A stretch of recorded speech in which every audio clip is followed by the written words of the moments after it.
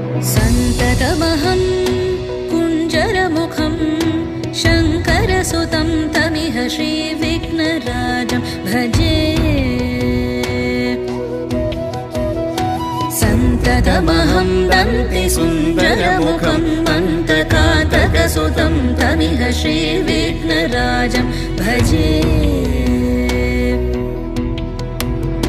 श्रीविघ्नराजं भजे। श्रीविघ्नराजं भजे।